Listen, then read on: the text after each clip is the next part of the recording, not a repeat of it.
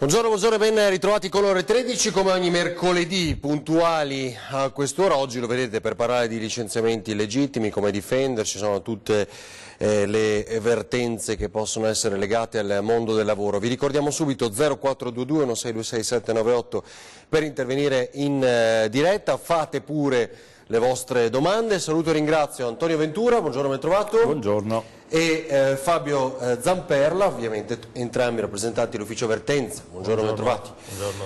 Allora, qualche settimana fa eravate qui per commentare la sentenza, beh la ricordiamo, no? Si è detto che sì, si smonta piano piano qualche mese fa, era inizio anno mi pare. Ecco, e poi a maggio c'è stato un ulteriore passaggio con la spiegazione del contenuto di quella sentenza. Che cosa diceva? Perché si smonta piano piano il Jobs Act? In realtà quello che la Corte Costituzionale ha criticato del Jobs Act è stato l'automatismo che veniva previsto da quella normativa nel determinare il tipo di risarcimento che spettava al lavoratore che venisse licenziato illegittimamente.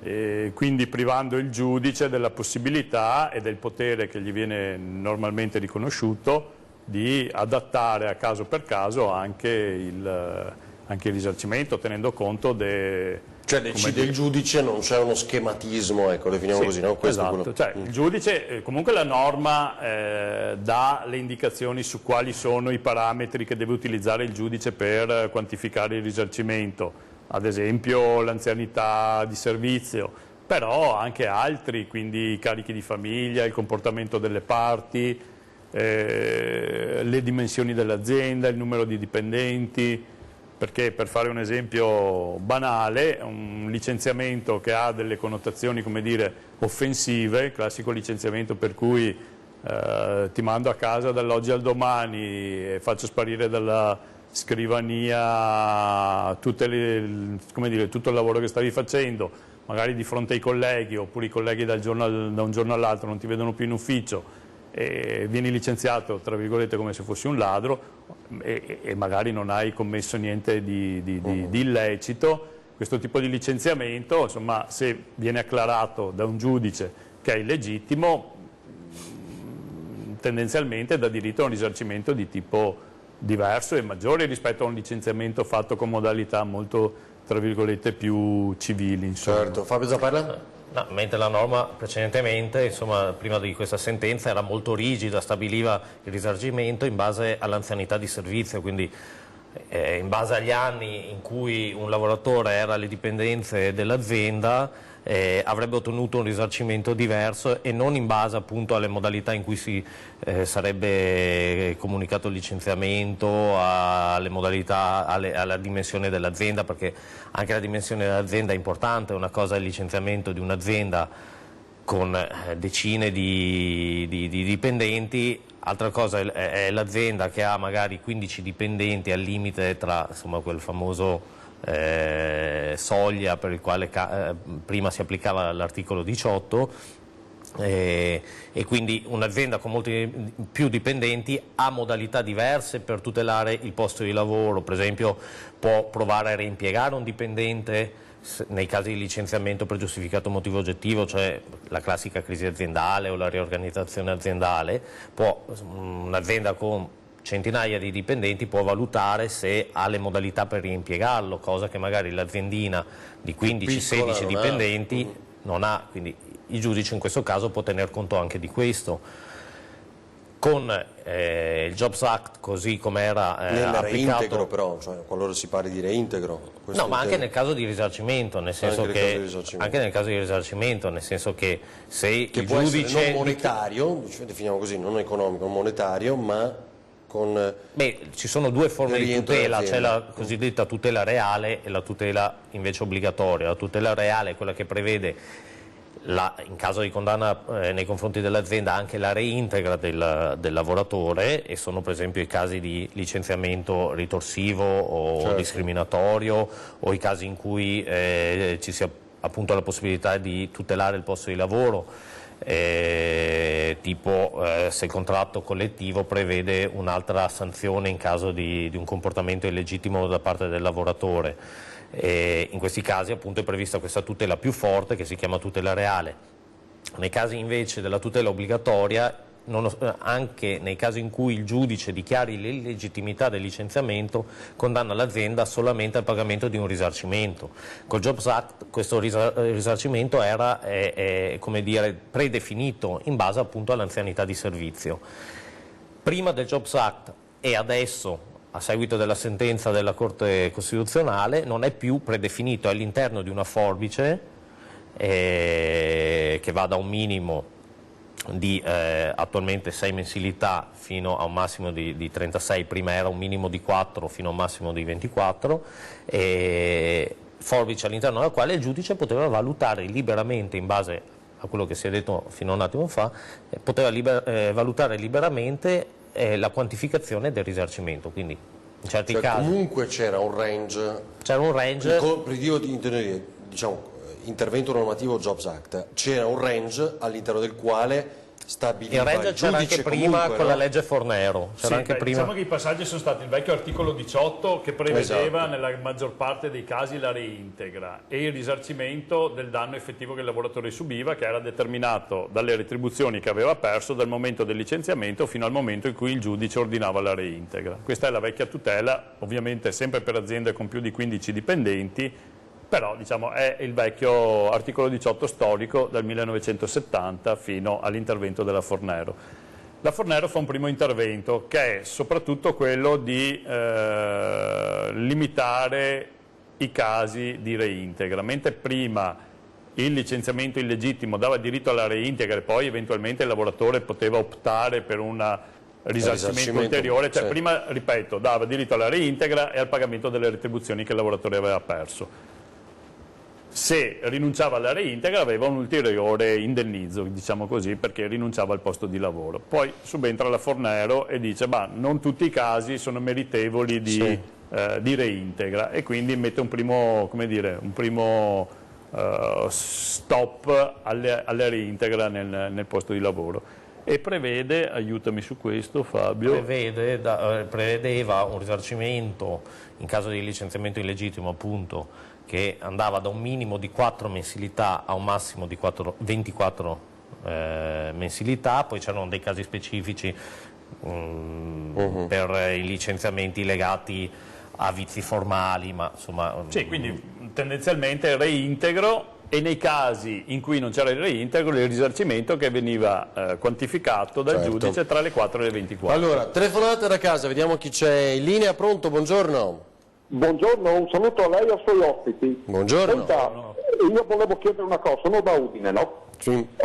Sono indipendente, ho sempre fatto nel lavoro nell'edilizia. Ho 33 anni di versamenti INPS, per capirsi, e nel 2017 sono stato licenziato per giusta causa, per problemi strutturali alla schiena. Ho una invalidità abbastanza grossa, diciamo così, riconosciuta dall'INAIL. Nel 2017 l'impresa era un'impresetta piccola, meno di 15 dipendenti, mi ha licenziato, ho la legge 68, avevo chiesto gentilmente al mio datore di lavoro se poteva assumermi magari con un tempo inferiore, non so, 4-5 ore al giorno, mi ha detto di no, cioè, mi ha dato il pacco e mi ha detto guarda devo licenziarti, ecco. Adesso io sono andato 2 anni in ASPI, adesso ho finito la NASPI e sono 2 anni e mezzo che sono iscritto qua a Udine all'ufficio di collocamento per i disabili, però non riesco a trovare lavoro. Cioè, è facile parlare, però bisognerebbe che il governo, come per esempio io adesso ho 52 anni, dove arrivo a collocarli? Perché ho tutte le leggi, l'INPS mi ha riconosciuto l'invalidità, tutto quello che vuole, però ha capito, vivere adesso con 500 euro al mese di invalidità riconosciuta dall'INAIL non è assolutamente facile. Ci vorrebbe che appunto il governo vedesse anche di queste persone qua, perché pare impossibile che in una nazione come l'Italia non ci sia posto per queste persone qua che hanno dei problemi di invalidità. Certo, e poi annunciano sempre interventi, attenzioni e simili progettualità. Non so se... come si chiama lei? Non ce l'ha detto. Io mi chiamo Ernesto. Ernesto, Sì. Fabio Antonio, non so se volete fare qualche domanda a Ernesto per capire un po' meglio No, la no, ma situazione. la questione è chiara purtroppo. Lui rientra in un caso in cui non si può parlare nemmeno di legittimità del licenziamento perché, a meno che non si possano valutare altre questioni, ma le affrontiamo dopo, lui viene licenziato perché non è più idoneo alla mansione. Esatto, il medico del lavoro mi ha fatto, non mi ha fatto idoneo al lavoro. E esatto. questo è uno di quei casi in cui il datore di lavoro ha la possibilità di dire ti licenzio, ma è un licenziamento illegittimo, perché se tu non sei più in grado di dare la tua prestazione lavorativa, io sono legittimato a chiudere il rapporto di lavoro. Il problema qual è fondamentalmente? Che non è previsto come dire, un onere a carico del datore di lavoro nel individuare, lui giustamente ha detto avrebbe potuto magari tenermi part-time, però è facile. Io ho avuto dei casi simili, ad esempio mi ricordo per un lavoratore che faceva l'imbianchino, il pittore, diciamo così. E l'azienda ha giustificato il licenziamento dicendo che non c'era nessuna mansione alla quale avrebbe potuto adibirlo. In realtà c'è... Questo caso mio, esatto. Come? Identico al caso di Sì, Ernesto. lo so, perfetto. però là purtroppo né il legislatore ha una, come dire, ha una normativa che metta pressione all'azienda perché individui dei casi, cioè come dire, delle mansioni, non dico create ad hoc, ma uno sforzo nel trovare delle mansioni che il lavoratore può continuare a svolgere, e nemmeno da parte dei giudici purtroppo su questo c'è una grande sensibilità. Per ciliegina sulla torta purtroppo nemmeno il sistema è organizzato, il sistema diciamo così, il sistema pubblico che dovrebbe intervenire in questo tipo di casi. Di persone con disabilità, Bravissimo, cioè, che è quello perché l'unico, no? purtroppo il sistema del collocamento pubblico delle persone iscritte, la legge 68, con appunto limitazioni, con casi di invalidità, esatto. funziona malissimo purtroppo questo. Cioè, Esatto. Pazienza, Sì. non posso che... Ernesto, grazie per la sua dargli da testimonianza. un saluto a lei e ai suoi ospiti. Un grande in bocca al lupo, buona giornata. Allora, ci fermiamo soprattutto quando pochi riguarda istanti. persone che alla mia età, 50 voglio dire, anni, cioè, ancora è giovane. 10-15 anni di Esatto. attività lavorativa per poter andare in pensione. Cioè, Sì. sono E situazioni... questa è la problematica che abbiamo sempre poi raccontato anche in questi anni. Chi a questa età poi esce dal mercato del lavoro poi dovrebbe essere tutelato, quando invece in realtà la disabilità è un problema oggettivo non solo per il reimpiego ma anche per trovare A parole, un'alternativa. a slogan, c'è sempre una Esatto. grande sensibilità, nel concreto purtroppo molto meno. Allora, ci fermiamo pochi istanti, a tra poco torniamo con altre novità, vi aspettiamo.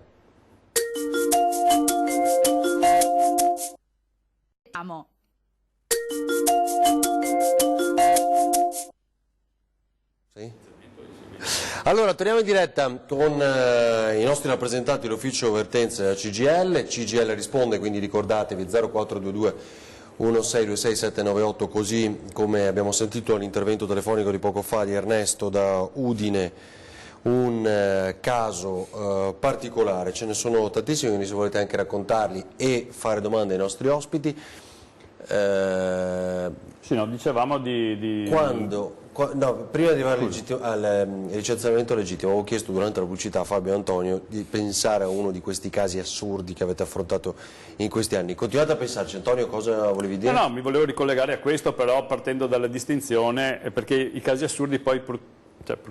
No, sono quelli eclatanti, no? Uno dice, ma pensa a te cosa si sono inventati per... No, è che nella situazione odierna i casi, tra virgolette, assurdi collegati alla questione licenziamento derivano molto dall'utilizzo dei social.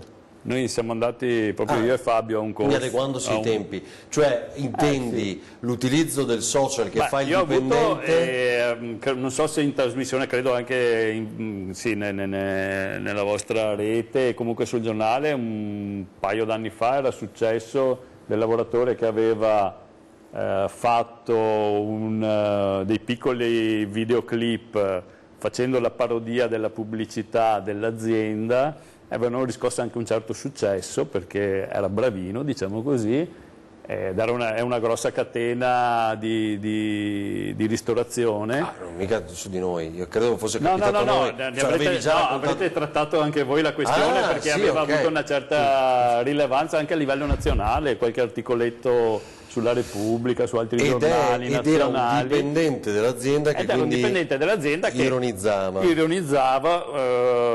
Cioè, ha fatto proprio la parodia della pubblicità che l'azienda utilizzava a livello nazionale, ha fatto la parodia un po' in dialetto, un po' con personaggi molto diversi, e alla fine l'azienda l'ha licenziato per questo motivo. Però attenzione, cioè lì Scardiana diceva no, che non è vero, che tutto funziona, che vendiamo schifezze, o era ironia? Perché poi in realtà l'importante era è che se ne ironia, parli. però lo stesso là poi subentrano anche altre questioni, anche quelle altrettanto, come dire, di attualità, quale la privacy. Una delle contestazioni che gli avevano fatto nella lettera con cui appunto evidenziavano il suo comportamento, a loro dire scorretto, era il fatto che le riprese fossero state fatte all'interno del luogo di lavoro. E già questo crea un discrimine, perché per dirti, se lui le avesse fatte a casa sua, magari quel tipo di contestazione poteva essere meno grave. Certo. Qui per dire come... e Però poi noi li abbiamo pubblicati su YouTube. Secondo me hai toccato un punto fondamentale, perché soprattutto negli ultimi anni le aziende sono preoccupatissime del comportamento dei propri dipendenti sui social, perché comunque raccontiamo sempre, anche nei telegiornali ogni giorno, nel momento in cui io faccio una cavolata, cioè qualcuno dice Avarino, Antena 3, Rete Veneta, cioè lo associano immediatamente, no? In qualche maniera, o una persona che è dipendente di una grossa azienda viene coinvolto o in un incidente, o in un caso di cronaca o qualsiasi altra cosa, un episodio di stalking, è chiaro che magari viene citata anche l'azienda tal dei tali, e in quel momento è una difesa dell'immagine che l'azienda stessa poi deve fare, ma lasciamo perdere questi eccessi. Il social, ecco, come ci si deve regolare? Se va dal più perché uno dice, ma è mio, quella pagina Facebook è mia, cosa volete voi? Però no, perché nel momento in cui tu come dire, pubblichi su quella pagina, non è che la pagina è privata, cioè tu stesso dai pubblicità alle cose che stai facendo, e se sei in malattia la cosa più banale è quella, sei in malattia e fai i post bevendo lo spritz al baracchino di Jesolo, e l'azienda lo vede e lo però utilizza. le mie opinioni le posso... Infatti in teoria il discrimine non dovrebbe essere l'utilizzo o meno del social, quello sta all'intelligenza delle persone che lo utilizzano, ma il contenuto che viene inserito nel social o nello strumento comunque. E il problema in alcuni casi è stato proprio questo, che la valutazione del giudice non è entrata tanto nel merito se il comportamento del lavoratore è illegittimo o meno, nel senso tipo il lavoratore che appunto è in malattia e usufruisce della malattia in un modo illegittimo, ma per esempio sono successi dei casi di giurisprudenza nei quali il dipendente era appassionato di armi, faceva foto e postava immagini con lui con armi in posizione un po' da Rambo, e il datore di lavoro ha deciso di mettere il metal detector, diciamo, ha all'ingresso. licenziato il lavoratore e il giudice ha confermato il licenziamento in quel caso, ha stabilito che era legittimo. Adesso, al di là della valutazione dell'utilizzo o meno delle armi e dell'intelligenza di questa persona che ha deciso di mettere queste fotografie, in realtà è, come dire, rientra nella sfera personale del lavoratore. Né il datore di lavoro né il giudice dovrebbero fare una valutazione su come dire, le idee. Allora qual è stato l'appiglio? Perché, come dire, questa persona può essere pericolosa. Il giudice ha ritenuto che l'immagine pubblica di questo lavoratore disturbasse quella dei colleghi e del buon andamento dell'attività aziendale. Certo. Cioè, questa è stata la motivazione che ha indicato l'avvocato del datore di lavoro e che il giudice ha seguito e ha confermato, insomma, quindi molto discutibile dal nostro punto di vista, perché in realtà il giudice ha valutato una reputation, no? Che è molto importante, cioè intaccasse la reputazione anche dell'azienda stessa. in qualche maniera. Sì, ma non ha detto tanto quello, dopo può essere che nell'intera motivazione ci sia stato anche questo, ma ha proprio detto il lavoratore con quelle foto crea un clima all'interno dell'azienda che non va bene per lo svolgimento dell'attività lavorativa, perché allora, sapendo che quel lavoratore aveva quelle passioni, che i colleghi si rapportavano in maniera non normale, cioè diversa dal normale, erano in soggezione, non ci litigavano, ecco, mettiamola così. No, ho capito.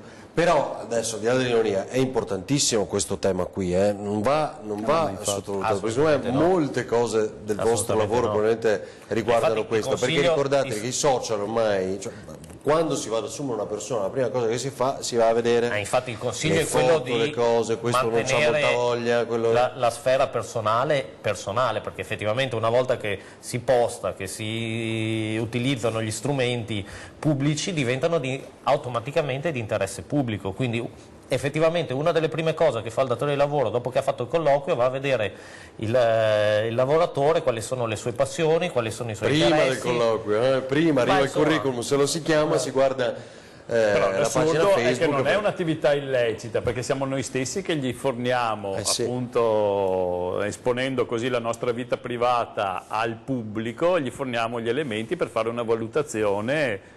Cioè, è ovvio che se postiamo la foto di noi in manifestazione CGIL con la bandiera, magari non sarà proprio contentissimo di assumerci, ma per dire una banalità. Dopo è ovvio che ognuno deve cercare di portare avanti le proprie idee e non avere timore di farlo.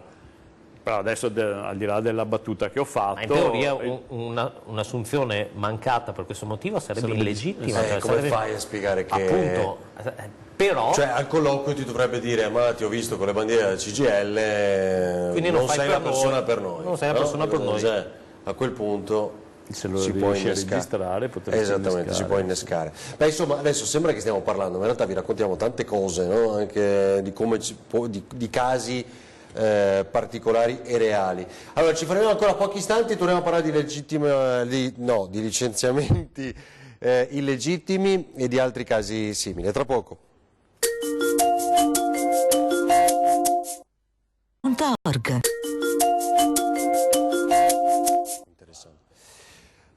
Ore 13, torniamo in diretta, 13:35, allora abbiamo ancora 20 minuti da passare insieme, vi ricordo 0422 1626 798, durante la pubblicità me ne hanno raccontate altre, adesso le affrontiamo insieme, però è molto importante quella delle indagini, quell'aspetto lì lo possiamo definire un po' meglio, perché in effetti anche dialogando con alcuni professionisti del settore, parlo delle indagini, quindi le agenzie di investigazione, le agenzie private, eccetera, eccetera, ora insomma, sono passate, lo dobbiamo dire, dalle corna al lavoro, no? Cioè da un aspetto soprattutto a quest'altro, perché magari a volte si mescolano. Questo è anche interessante da sondare, però perché adesso al di là dell'ironia molte aziende richiedono questo tipo di intervento per controllare la fedeltà dei propri dipendenti. Cosa vuol dire, cosa succede? Cosa è cambiato anche su questo fronte, Fabio? Sì, allora, negli ultimi anni, diciamo, appunto vi sono stati diversi casi di licenziamenti da parte delle aziende per comportamenti illegittimi, quindi per giusta causa, per comportamenti illegittimi dei lavoratori che magari hanno, non so, usufruito in modo scorretto dei permessi per la legge 104, cioè quella che garantisce il diritto ai lavoratori di dare assistenza a dei familiari che ne hanno bisogno per patologie o altre incapacità e hanno licenziato questi lavoratori a seguito di alcune indagini che sono state fatte o a verifiche anche con strumenti tecnologici che appunto il lavoratore, anziché usufruire correttamente di questi permessi, quindi assistere effettivamente il lavoratore, magari l'assistito, il parente, magari andava a farsi la spesa, andava al cinema o andava a fare i propri interessi. Ecco, detta così può sembrare logico che il datore di lavoro possa licenziare il lavoratore che non adempie al suo dovere. Invece? In realtà il problema è che si entra sempre nella sfera personale del lavoratore, al di fuori del luogo di lavoro, perché è da tenere conto innanzitutto che è vietato fare controlli anche sul posto di lavoro. Adesso in realtà ci sono state delle modifiche normative che permettono un minimo di verifica da parte del datore di lavoro. Ancor più quindi era illegittimo controllare il lavoratore al di fuori del posto di lavoro. Oggi i giudici hanno invertito questa rotta e hanno detto che a tutela del bene aziendale, a tutela del patrimonio aziendale, il datore di lavoro è legittimato anche a indagare sulla vita privata appunto del lavoratore. Chiaramente è aperto un dibattito su questo perché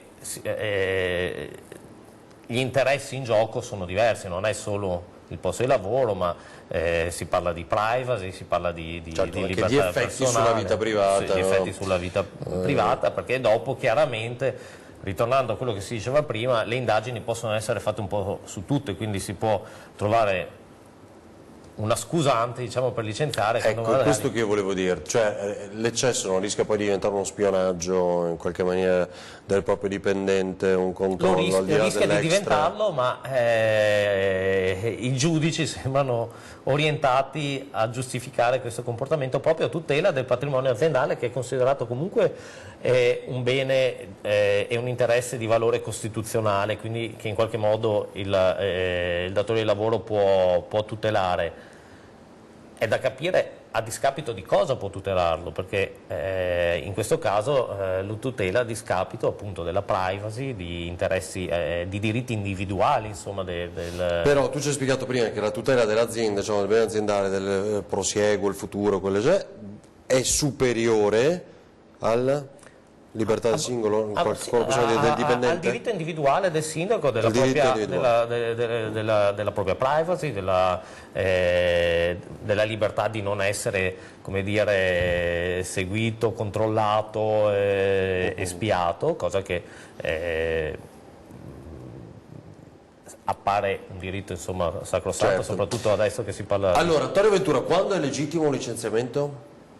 Allora, il licenziamento è legittimo tutte le volte che è supportato da una giusta causa, un giustificato motivo. Il giustificato motivo attiene a quella che è l'organizzazione aziendale, quindi anche quando parlo con i miei assistiti per spiegare i concetti, faccio l'esempio del centralinista, è uno di quelli che mi viene meglio. Ho un centralinista, a un certo punto metto il centralino automatico, posso licenziare quel lavoratore? Tendenzialmente sì. La normativa, la giurisprudenza prevedono l'obbligo di repêchage, cioè io posso licenziare quel lavoratore perché ho soppresso la sua mansione se non ho altre possibilità di riutilizzarlo all'interno dell'azienda. Ma quindi fatta questa verifica, quindi metto il centralino automatico, non mi servi più come centralinista, verifico se ho altre mansioni da poterti affidare. Se non ne ho, perché in tutti gli altri settori dell'azienda sono a regime e non ho bisogno di nuovi inserimenti lavorativi, posso licenziarti. Questo è il giustificato motivo oggettivo. Te ne chiedo un altro. Dipendente in malattia, arriva il controllo INPS, a quel punto cosa succede? Se non è a casa, per esempio, non ha una giustificazione, non è dal medico in quel momento, non è... Beh, quello però previsto, entriamo invece nell'altro aspetto che è la giusta causa. Allora, il giustificato motivo... Questa è giusta causa? Può essere giusta causa. Il giustificato motivo oggettivo riguarda l'organizzazione aziendale e non il comportamento del singolo lavoratore. La giusta causa o il giustificato motivo soggettivo riguardano invece il comportamento del lavoratore. Quindi l'organizzazione aziendale non c'entra nulla con quel tipo di licenziamento. Per l'organizzazione aziendale tu intendi i lavori che... Il fatto che l'azienda non viene ristrutturata, non cambio macchinari, non elimino il centralino, non ho una crisi aziendale, l'azienda va benissimo, è tutto perfetto. Però il lavoratore non fa quello per cui è bravissimo, il lavoratore si comporta scelto. male, non fa quello che è tenuto a fare in base alla normativa, alla legislazione che prevede l'obbligo di diligenza, cioè lavorare con diligenza, l'obbligo di fedeltà, cioè non lavorare per la concorrenza. E anche l'organizzazione interna, no? Cioè dell'azienda sì, rispettare l'ordine gerarchico interno dell'azienda e tutte queste belle cose. Se il lavoratore manca ad uno di questi obblighi che ha previsti per legge, può essere licenziato. Tendenzialmente, dal punto di vista disciplinare, il licenziamento dovrebbe essere l'ultima ratio, si dice, l'ultimo strumento in mano all'azienda per sistemare i rapporti col lavoratore. Perché? Perché è ovvio che se un lavoratore fa un ritardo di 10 minuti o una volta non si fa trovare dal medico fiscale perché magari è stato chiamato dalla madre anziana che è rimasta chiusa fuori di casa, cioè, voglio dire, non è corretto licenziare una persona perché in una situazione particolare o contingente non rispetta formalmente quello che è il suo obbligo, quindi di farsi trovare a casa dalle 5 alle 7 per un'eventuale visita di controllo. Quasi tutti i contratti prevedono una gradualità nelle sanzioni e esclusi i casi in cui la mancanza è grave già di per sé la prima volta, negli altri casi viene prevista una recidiva per arrivare al licenziamento, per cui il ritardo... La visita di controllo sono 17... Cioè no, dalle 17, no. 10 a mezzogiorno e dalle 10 a 17 alle 19. Okay, tutti 17, i giorni, 19. Compresi sabato e domeniche, cioè tutti i giorni in cui c'è la copertura del certificato medico. E poi il giudizio mio quasi personale sulla questione è un po' che è una cosa all'italiana, perché se sto male, voglio dire, noi abbiamo valutato casi, erano anche questi, anche che portavano al licenziamento, in cui la persona non solo non avrebbe dovuto avere l'obbligo di rimanere in casa, ma magari la prescrizione medica era quella di...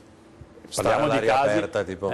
Stare all'aria aperta. Stare all'aria aperta, parliamo di casi ovviamente un po' particolari, che non erano l'influenza, ma erano magari una situazione di depressione, di angoscia, cioè insomma casi che, però voglio dire, la salute è data sia nel fisico che nella mente, per cui se uno ha delle, come dire, patologie psicologiche, sono altrettanto, come dire, invalidanti di quelle Fabio, fisiche. È il caso che mi citavi tu durante la pubblicità, quello del mobbing, cioè la cosa è successo invece, altra casistica? Sì, diversi casi di mobbing accadono, fortunatamente non tantissimi, ma ce ne sono. Il mobbing è quel comportamento che tiene il datore di lavoro o l'azienda nel suo complesso, quindi anche dei colleghi, per il quale insomma viene provocato un danno sia fisico che soprattutto psicologico a un dipendente. Sì. E mi è capitato appunto un caso di una lavoratrice che a seguito di comportamenti mobbizzanti in un lungo lasso di tempo, a un certo punto una giornata si è svegliata, è andata un po' in tilt dopo l'ennesimo comportamento e ha abbandonato il posto di lavoro, e a seguito dell'abbandono del posto di lavoro è stata licenziata. E in questo dici, non era nelle condizioni psicofisiche, non era assolutamente nelle condizioni psicofisiche, sono state fatte anche delle visite psicologiche che hanno effettivamente accertato il fatto che ha avuto una reazione riconosciuta, adesso non ricordo il nome medico, però riconosciuta anche dalla scienza medica, e conseguentemente abbiamo impugnato il licenziamento. Adesso non abbiamo ancora un riscontro, però a nostro avviso l'assenza che effettivamente vi è stata, quindi l'assenza ingiustificata e l'abbandono dal posto di lavoro sono eventi che sono effettivamente accaduti, ma sono imputabili all'azienda, non sono imputabili al lavoratore, e in quanto imputabili all'azienda il licenziamento dal nostro punto di vista appunto è illegittimo. Allora, ci fermiamo pochi istanti e poi torniamo per l'ultima parte insieme. Vi ricordo ancora il numero di telefono e quello di sovraimpressione, ci rivediamo tra pochissimo. Andiamo.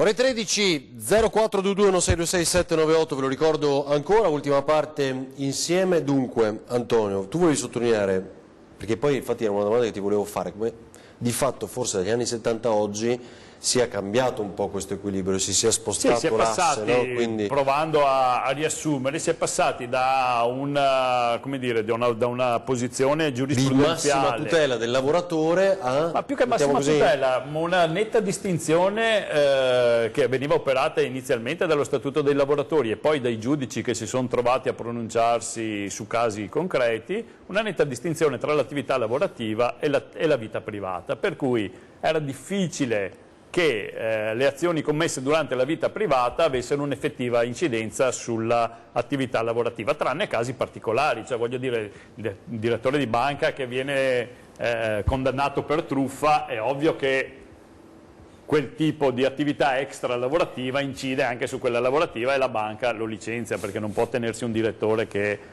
viene appunto condannato per truffa. Però altri casi non avevano questa rilevanza. Altri casi di reati, insomma, anche di certo, di spaccio, eccetera, non incidevano sul rapporto lavorativo. Cioè, l'operaio che... della catena della De Longhi, che magari commetteva un reato, che poteva essere, che ne so, anche un furto, una cosa del genere, non è che veniva licenziato perché aveva commesso un furto, che attinenza aveva il furto? Uno dice magari commette un furto all'interno della mia azienda, okay, capannone, eccetera, eccetera. Lo spaccio, ecco, lo vedo un po' più forse come lettura, sì, però resta sempre, scusami, nella difesa della reputazione.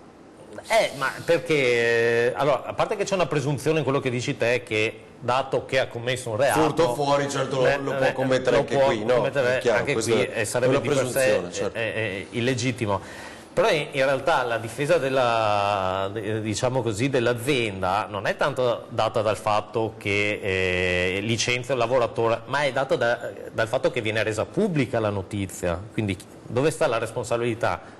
È chi la rende pubblica, adesso siamo in televisione, o è da chi commette un atto benché illegittimo ma che non lede il rapporto fiduciario con l'azienda? Perché la questione è se viene lesa o meno il rapporto fiduciario, quindi se io non rispetto le regole del rapporto di lavoro, cioè se io sono puntuale, lavoro bene, sono diligente però sta quello che vi dicevo prima, cioè tu hai citato un'altra azienda importante anche del nostro territorio, sì, era per fare un esempio, per dire anche l'operaio che è alla pressa, cioè la sua vita privata in che termini può incidere sulla fiducia che il datore di lavoro gli deve dare per essere addetto alla pressa? È sbagliato, però diventa una notizia anche il fatto che lavori per un'azienda con un grande nome, no? Quindi è sbagliato, però diventa... Sì, però non è, come dire... Non è attinente, certo, però se viene raccontato a quel punto... La tutela dell'azienda la si può, come dire, ottenere anche in altro modo, cioè facendo una dichiarazione, bene, è un mio dipendente, adesso non è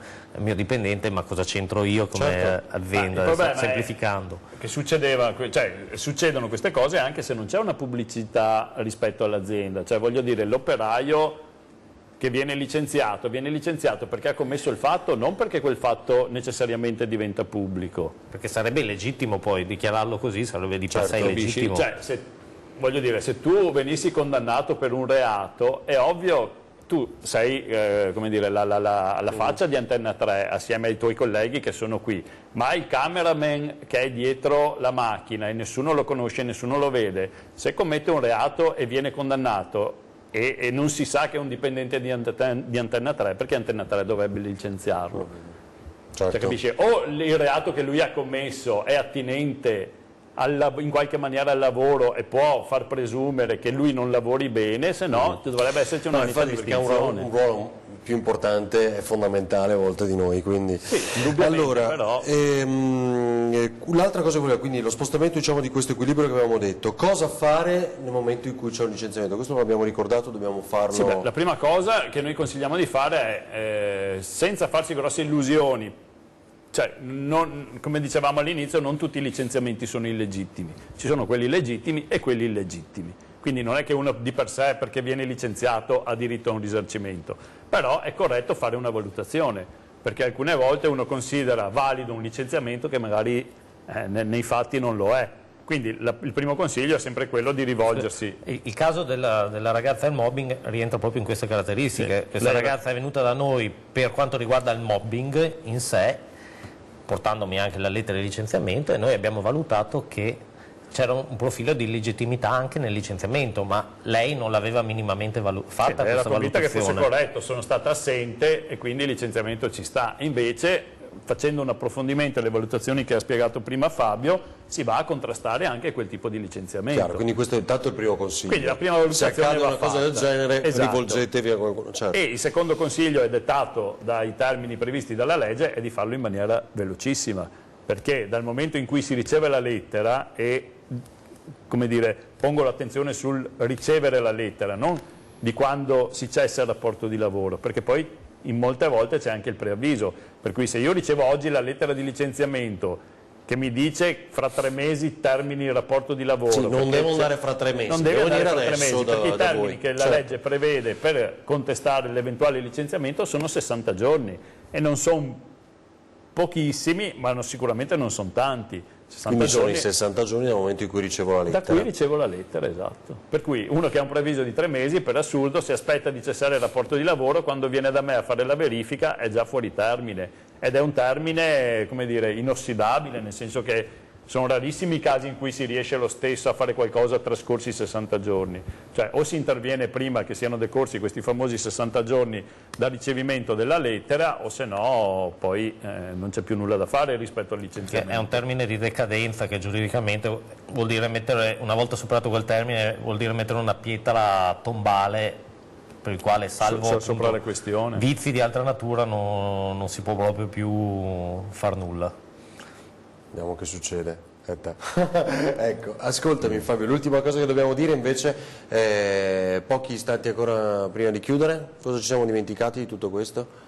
No, quello che dicevamo prima, rivolgersi al sindacato nel momento in cui si viene licenziati, anche se il licenziamento appare corretto, più che altro per fare una verifica di quelli che sono come dire, le modalità adottate dall'azienda, le motivazioni adottate dall'azienda e come dire, essere tranquilli che effettivamente l'azienda poteva farlo, oppure intraprendere una vertenzialità collegata al fatto che magari l'azienda quel licenziamento non poteva farlo. Una cosa che poi non abbiamo citato, il nodo delle ritorsioni per esempio, che spesso ci sono, no? Sì. Come si articolano, cosa vi raccontano, cosa si può fare? Allora, spesso capita che i licenziamenti siano legati non tanto alla motivazione che viene indicata alla lettera, ma a motivi che sottendono e sono legati appunto al rapporto tra lavoratore e datore di lavoro. L'esempio classico è il lavoratore che si rifiuta di fare lo straordinario, di fare delle ore in nero, oppure il lavoratore che per altri versi è iscritto al sindacato o ha orientamenti sessuali o politici che non corrispondono a quelli del datore di lavoro. Chiaramente il datore di lavoro non scriverà mai nella lettera di licenziamento ti licenzio per questo motivo, ma troverà il più delle volte una giustificazione che è legata alla riorganizzazione aziendale, come si diceva prima, quindi un giustificato motivo oggettivo. Ecco, in questi casi in realtà il motivo che sottende è illegittimo e quindi il licenziamento si definisce o ritorsivo o discriminatorio in base appunto al fatto che sia una ritorsione nei confronti del lavoratore o che sia funzionale a discriminarlo sul posto di lavoro, quindi appunto licenziarlo perché è iscritto alla CGIL o a un altro sindacato. In questi casi il licenziamento è illegittimo e comporta una tutela molto forte, che è quella che si diceva prima, la tutela reale, quindi oltre al pagamento delle retribuzioni che sono maturate a seguito del licenziamento, anche la reintegra sul posto di lavoro. Quindi il problema chiaramente è che ci vuole un minimo di dimostrazione per convincere un giudice che il licenziamento possa essere discriminatorio o ritorsivo. Si collega al fatto che se il motivo indicato nella lettera del datore di lavoro non sussiste, quindi non c'è nessuna riorganizzazione aziendale o non c'è nessuna crisi aziendale, non c'è un calo del fatturato e di contro si riesce in qualche modo a evidenziare dei punti per i quali il motivo reale è un altro, ecco, in questi casi si può provare a chiedere questa tutela forte, quindi la reintegra sul posto di lavoro. Ma anche l'analisi di determinati episodi che sono chiaramente, non ritorsione, ma un innescamento, vediamo così, un innesco del comportamento del datore di lavoro che cercava in qualche maniera di far impazzire, una serie di contestazioni infondate, certo, o comportamenti mobbizzanti, certo, o comportamenti nei confronti degli altri colleghi o cambio di mansioni, modifiche delle mansioni, magari passarlo da mansioni di più alto livello a più basso, o non riconoscergli lavoro svolto come straordinario. Insomma, sono tutti elementi che possono... Dobbiamo chiudere, grazie a Fabio Zamperla, Antonio Ventura, ci rivediamo alla prossima per tornare su questi temi. A voi per averci seguito, ricordatevi poi a partire dalle 18:30 i nostri telegiornali, Veneto, Venezia e poi Treviso. Questa sera 20:10 il grillino Jacopo Berti, ora nella bufera per le sue dichiarazioni sulle grandi navi, ma anche discuteremo con lui anche del tema delle richieste da parte dei grillini veneti al governo, e poi questa sera qui Studio Voi Stadio in prima serata allo sport. Grazie, buona giornata.